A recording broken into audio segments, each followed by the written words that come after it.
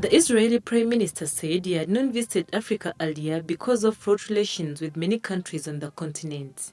The Premier said the raid at Entebbe, in which just over 40 Ugandan soldiers deployed by President Idi Amin to back the terrorist hijackers were killed, was not a victory for Israel alone but the rest of the world.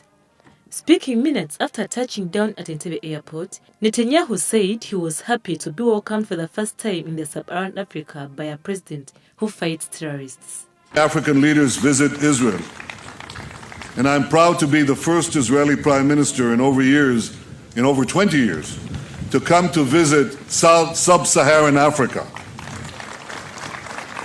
After many decades, I can say unequivocally, Israel is coming back to Africa, and Africa is coming back to Israel. All of our peoples will benefit greatly from our growing partnership.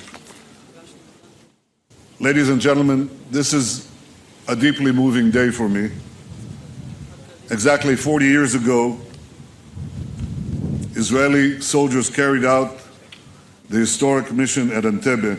From his brother Jonathan, the commander of the raid and only Israeli soldier who was killed, Mr.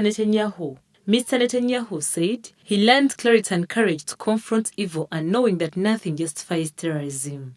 The Prime Minister was later on joined by President Museveni to unveil a plaque entailing the names of the people that were murdered on the July 4th night. Today, because now on the side of terrorism we are together. We stand against terrorism on principle. And we have been fighting for a long time, but we have never used terrorist methods, not even once. Not even once.